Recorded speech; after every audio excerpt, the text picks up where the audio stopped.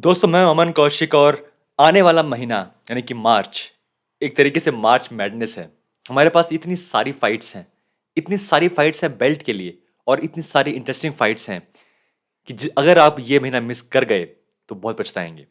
दोस्तों बात करते हैं आने वाले कार्ड के बारे में जो कि पेपर व्यू कार्ड है।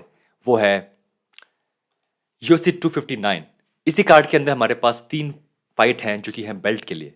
सबसे पहले हमारे पास है ऑब्वियसली यान ब्लॉहोविच जो कि अपनी बेल्ट डिफेंड करेंगे वर्सेस अडसानिया।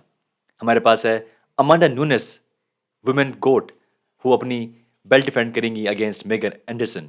और हमारे पास है बेंटवेट डिवीजन में पीटर यान जो कि अपनी बेल्ट डिफेंड करेंगे अगेंस्ट अल्जेमेन स्टर्लिंग। दोस्तों बात करते हैं सबसे पहले इस फाइट के बारे में और हम इस फाइट के बारे में आगे भी और बात करते रहेंगे। लेकिन ये फाइट इतनी बड़ी क्यों है? इसके दो रीज़न हैं। सबसे पहले तो ये कि अडसानिया जो कि चैंप है मिडलवेट डिवीजन के, वो मूव कर रहे हैं अप, वो आगे जा रहे हैं और फाइट करने के लिए current champ of light heavyweight division यान ब्लॉहोविच। यहाँ पे अगर जीत जाते हैं अडसानिया तो जो उन्हें बूस्ट मिलेगा in terms of money, in terms of लोगों का प्यार, इन टर्म्स ऑफ फेम, वो उन्हें नहीं मिलता अगर वो 4 बार और 5 बार और भी अपनी वो बेल्ट डिफेंड कर लें अपनी डिवीजन में। तब भी उन्हें इतना बूस्ट नहीं मिलेगा जितना उन्हें मिलेगा ये फाइट जीतने से। और ध्यान रहे अभी भी अडसानिया अनडिफीटेड है और यहाँ पे जीतना एक बेल्ट एक दूसरी डिवीजन में उनके जो जो उनका गोल है कि उन्हें गोट बनना है, उसके वो एक स्टेप और पास पहुंच जाएंगे। बात करें अगर यान ब्लॉविच के बारे में तो उनके पास ये मौका है।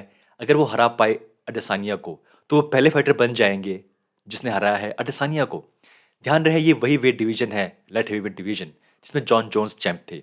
और एक हमेशा रहेगा क्वेश्चन मार्क उनके सामने कि आप चैंप इसलिए बन गए क्योंकि जॉन जोन्स चले गए हैं इस डिवीजन को छोड़ के। तो काफ़ी हद तक वो जो क्वेश्चन मार्क है उसको वो साफ कर देंगे अगर यान ब्लॉविच अगर हरा पाए अडसानिया को। दोस्तों ये बहुत ही अमेजिंग फाइट है। दो चैंप आपस में फाइट करेंगे और सबसे बड़ी बात तो ये कि यहाँ पे अगर जीत जाते हैं अडसानिया तो हमारे पास चांस है कि हम फाइट देख पाएंगे अडसानिया वर्सेस जोन्स की इन नियर फ्यूचर ऑब्वियसली। तो अमेजिंग फाइट दोस्तों, और जो भी इस फाइट का होगा आउटकम उसके बहुत सारे चीज़ें निकल के आएंगी। जो दूसरी फाइट है आने वाले कार्ड पे वो है Amanda Nunes versus Megan Anderson. हमारे पास बहुत ज़्यादा कन्फ्यूजन है कि कौन है all time GOAT in all men's division.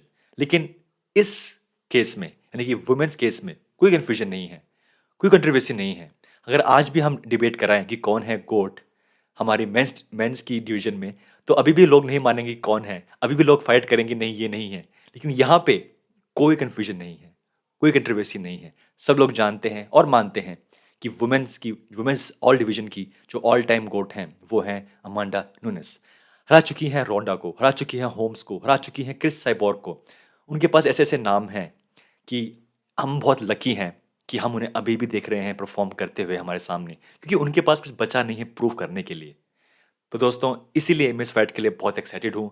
वापस आ रही हैं अमांडा और वो फाइट कर रही हैं अगेंस्ट ए सॉलिड अपोनेंट मेगन एंडरसन, जो कि कई बार हमें लगा था ऐसा कि वो चैंप बन सकती हैं, बट फाइनली उनके पास ये मौका है कि वो फाइट करेंगी अगेंस्ट ऑल टाइम गोट, वुमेन्स ऑल टाइम गोट अमांडा नूनेस।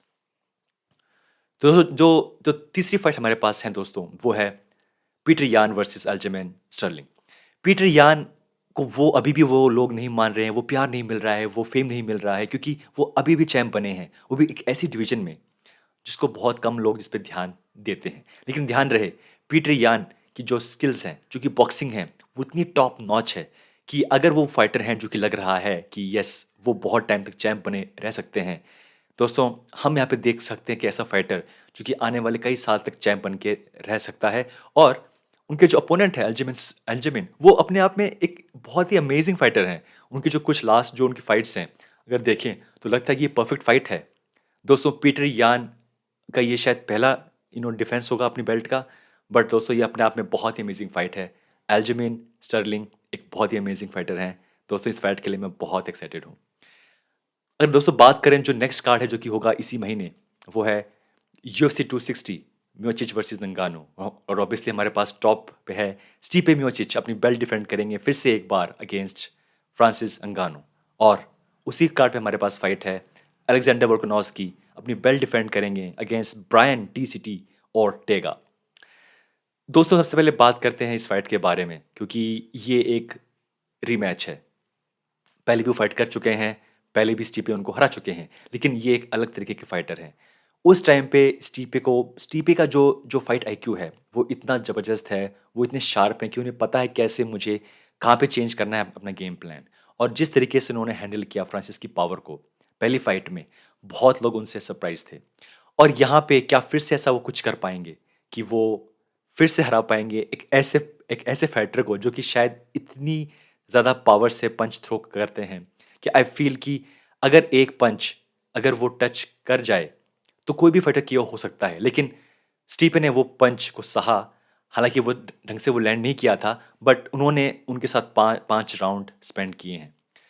फ्रांसिस इस टाइम पे एक स्मार्ट फाइटर है। उन्होंने बहुत कुछ सीखा है अपनी पुराने हार से।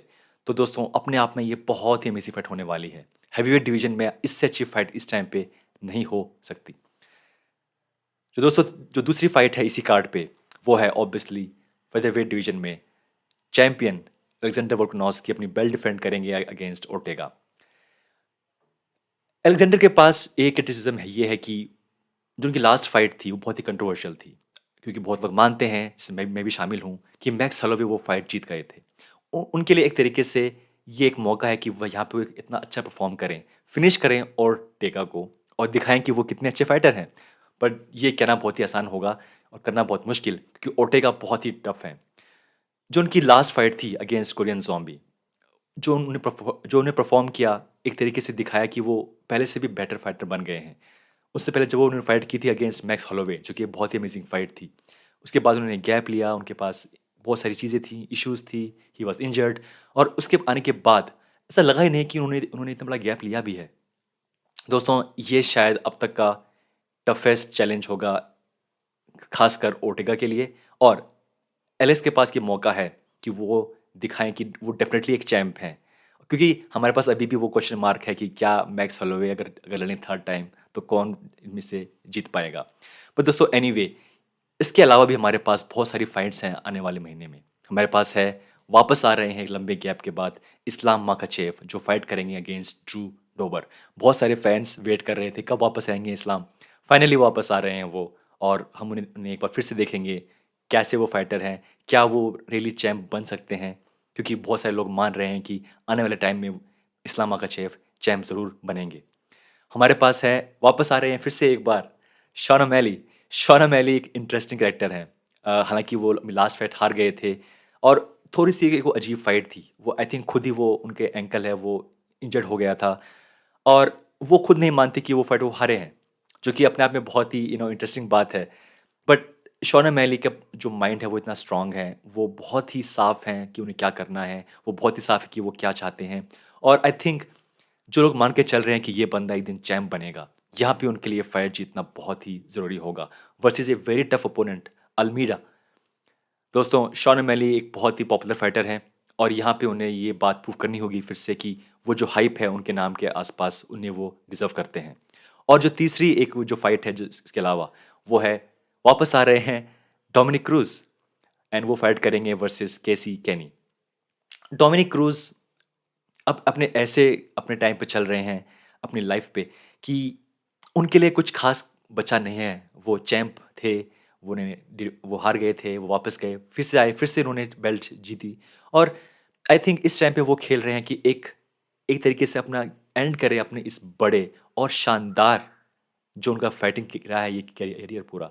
और यहाँ पे हालाँकि क्रूज़ एक ऐसे फाइटर हैं जो कि बहुत ही स्मार्ट हैं, बहुत ही अमेज़िंग हैं, but because of so many injuries, so much gap between fights, I feel scared for him, क्योंकि वो एक उनका जो माइंड है, जो जिस तरीके से वो करते हैं, कमेंट्री करते हैं, वो एक एसेट है हमारे लिए। और आई होप कि यहाँ पे वो सिर्फ़ परफ़ॉर्म करें और ज़्यादा डैमेज ना लें। क्योंकि हमने देखा है कि एक टाइम के बाद फाइटर बहुत डैमेज लेना शुरू कर देंगे, और क्रूज़ के लिए कुछ ख़ास बचा नहीं है करने को। बट बिकॉज़ वो एक फाइटर हैं और उन्हें लगता है कि उन्हें ढंग से उनको शायद ये गेम छोड़ना चाहिए। आई थिंक इसलिए वो वापस आए हैं एक बार और आई थिंक वो लगातार फाइट कर पाएँगे होपफुली इस टाइम पे। तो दोस्तों ये था हमारा एक वीडियो कि कितनी हमारे पास फाइट्स हैं, कितनी अमेजिंग फाइट्स हैं जो कि आने आने वाले हैं, आने वाले कुछ ख़ासकर मार्च में। ये सब फाइट दोस्तों मार्च में होने वाली है। और मार्च एक ऐसा महीना है दोस्तों जो कि बहुत कम ऐसा होता है कि यूएफसी इतनी सारी अच्छी फाइट्स हैं वो 1 महीने में करवा दे। तो दोस्तों मैं बहुत खुश हूँ, मैं बहुत एक्साइटेड हूँ इन फाइट्स के लिए और हम इन सभी फाइट्स पे बात करेंगे एक-एक करके। और दोस्तों मार्च का महीना मत मिस कीजिएगा क्योंकि मार्च का ये महीना है, इसमें इतनी सारी फाइट्स हैं कि ऐसा लग नहीं रहा कि सारी फाइट्स 1 महीने में हैं। ऐसा लग रहा है कि सारी फाइट्स हैं पूरे साल में होने वाली थी। तो दोस्तों ये था मेरा वीडियो, मिलते हैं नेक्स्ट टाइम।